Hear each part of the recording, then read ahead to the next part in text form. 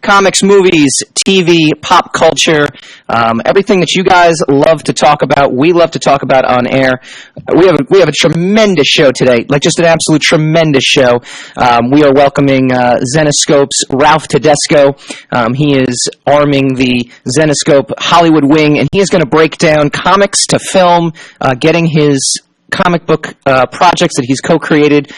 They are the publishers of Grimm's Fairy Tales, Robin Hood, Return to Wonderland, you name it. They've done a lot of great comic book projects within the fantasy realm, and have been a successful comic book company for a long time. And we're going to talk about that as well too. So any aspiring self-publishers that want to kind of learn from the best, Ralph is a great resource to talk to.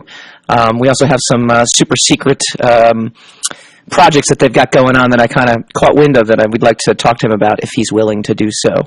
So, again, welcome to Secrets of the Sire every week. If you want to call in and join the conversation, it's 877-480-4120. We are on secretsofthesire.com. That's Sire with an S, as in Sam, as in my engineer, who's always here, S-I-R-E. So you could always search Secrets of the Sire on iTunes and download our podcast, or catch us every Friday, 11 a.m. Eastern on TalkingAlternative.com. March 24th and 25th, we're going to welcome Bad Coyote Funky. I'm going to be on their podcast on the 24th. They're going to be joining me on the 25th. But enough self-promotion. We really have a jam-packed show. I want to get right into it. So last week, Sam, we broadcast live on YouNow. We broadcast live on Periscope. Really great stuff. Love doing the streaming. You actually sends our broadcast to YouTube, so it's on my YouTube page. Again, you can look up, well, you can't look up Secrets of the Sire yet. We just launched it. We need more subscribers. So go check out Secrets of the Sire Facebook page, facebook.com/Secrets of the Sire, and I will have the YouTube link up there as well. The more subscribers we get, and then eventually I get my URL, it's really exciting. But what I wanted to touch upon, which I thought was kind of funny, was one of the clips that we broadcast was actually banned from YouTube last week. I got a notification saying it broke some sort of community rules.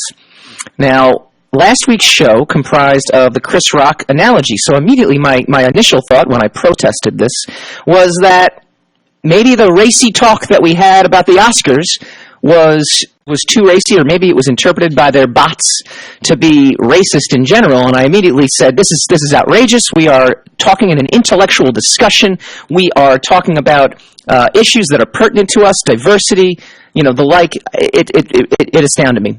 Then I realized the segment that got blocked was the last segment when we were debating the best X-Men movie.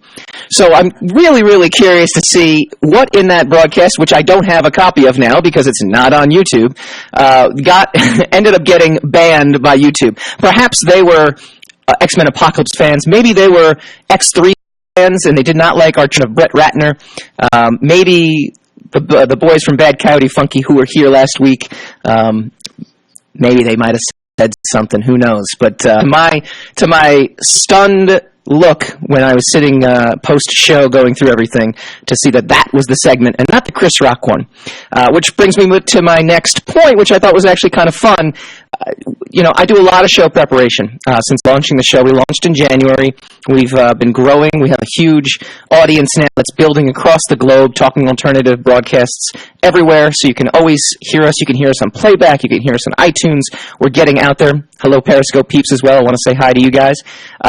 So we're out there, and we're doing a lot of really cool things, and it's always a lot of preparation that goes into it. And I try to come up with issues that are pertinent, and I'm trying to come up with issues that we want to talk about. Debate is just awesome. It's awesome to be able to intelligently and with a lot of intelligence just go through exactly the issues of the day, things like diversity, things like the Chris Rock. But at the end of the day, the most we got was debating which Batman, Superman, Spider-Man, X-Men movie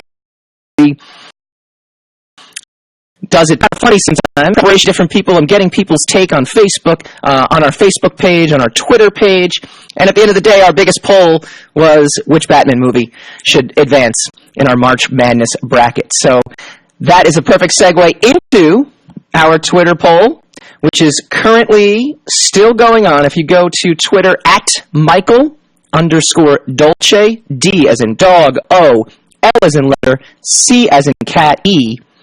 You can still vote. There's not a lot of time left, so do it quick. We are doing a March Madness comic book movie film franchise final for... I'm not saying that again. That was a lot to take in right there. And last week, with the guys from Bad Coyote Funky, we actually went through and picked our top 4 bracket. And we started with the Batman films. And what we have right now is we've got Batman 1989, the 1989 version, the Tim Burton version. We've got it going up against The Dark Knight 2008, Dark Knight Rises 2012, and Batman Forever 1995. We've also had a couple write-in votes. We had Dennis Calero, artist extraordinaire. He's been on titles such as X Factor for Marvel Comics, and he weighed in and said Batman, not Batman Forever and not Batman, but the one in between, Batman Returns, was one of his favorites. So we noted it. It's not enough to sway the vote. The vote is currently in favor of one of those 4. I won't tell you which because I want you to keep voting. We have 7 minutes left on the voting, so before the first segment ends, and we'll announce the winner at the end and who moves on in our bracket. But it got me thinking this week for my blog. Tim Burton, Christopher Nolan, 2 completely different voices, 2 different visions, 2 different Batman movies. Which one actually performed better under pressure?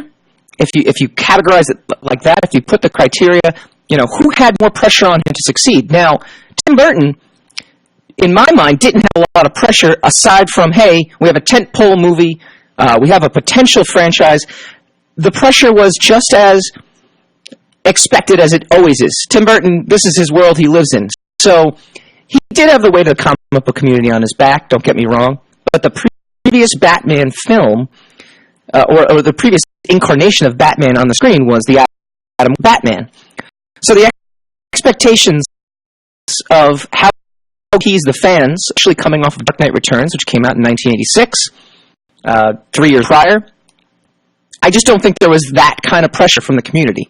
Not to mention there was no Twitter, there was no Facebook, there was no social media, there was no, incessant prattling by the trolls of the world that Tim Burton had to face. Whereas Christopher Nolan, in 2005, had the weight of the world on his shoulders to make a Batman movie that could erase the awful taste of Batman and Robin with George Clooney in 1997, which effectively, about 3 years, killed the comic book movie. I mean, Batman and Robin, it was so epically bad that it basically hindered the progress of a James Cameron Spider-Man. It hindered the progress. Yes, Sam. Sam was. I love working with Sam because he's in on all this stuff and he knows this stuff. But there's little tidbits that he's not quite aware of. For a while, there was a potential James Spider-Man movie starring Leo DiCaprio, and it was in there. And I'm not saying Batman and Robin killed it, but it definitely lent its hand in killing that movie from seeing the light of day. Now we had the Sam Raimi version that came out in 2002, so everything was okay in the end, but there was definitely some hesitancy on the part of the Russian and Hollywood elite to make that movie after Batman and Robin did so poorly. Had the weight of the world on his shoulder. There's no question about it. And his is, I think, are far superior to Tim Burton. There's no doubt about it. However, I would say franchises. Sam's shaking his head, but I would say, remember, Tim Burton had one film that was really great and one film that was okay, even though Dennis Calero, X Factor artist, thought that Batman Returns was one of his favorites. I would say he was in the minority. We love that you chimed in, Dennis, though, so always voice your opinion. We always respect it and love it. He's got a new book coming out in 2 weeks, I think it's next week. He's got a new book from Titan that's coming out, so I want to give him love there. I'll give him some love on Twitter and Facebook as well. But Christopher Nolan basically made 3 solid movies. Now, let's isolate the criteria one more time, though. Let's say Tim Burton's first attempt at a Batman movie versus Christopher Nolan's first attempt at a Batman movie, which was Batman Begins. I don't think there's any contest. I think the first Batman movie from Tim Burton crushes Batman Begins. There's some people who love Batman Begins, but in my mind, Batman Begins is a director who's afraid to make a comic book movie. That's really more of a coming-of-age story. Christopher, it's a Bruce Wayne movie we have on TV now with Gotham, rather than the brilliance that was The Dark Knight. I think The Dark Knight trumps every Batman movie out there. I think Heath Ledger, funny story about Heath Ledger, though, too. Sam and I were talking about this last week. The uproar when Michael Keaton was cast as Batman in 1989, or 1988, I guess, because they had to film it, or 87, whatever the maps was the equivalent of the uproar for Heath Ledger being cast as the Joker.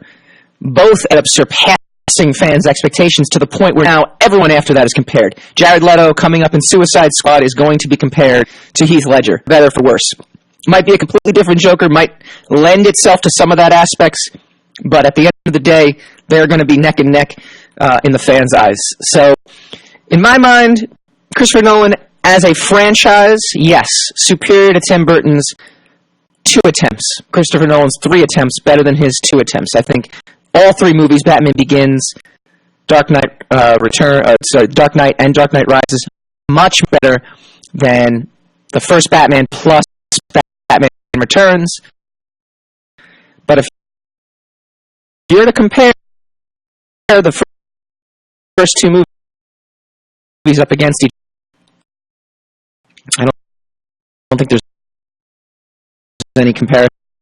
I think Tim Burton's Batman, Jack Nicholson as the Joker, far superior to Liam Neeson and Batman.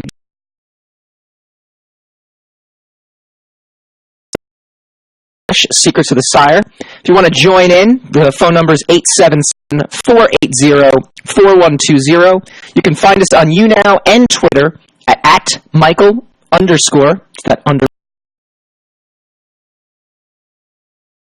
country entrepreneur. But coming up, Ralph Tedesco, Zenoscope, bringing film, and the Zenoscope comics when we return.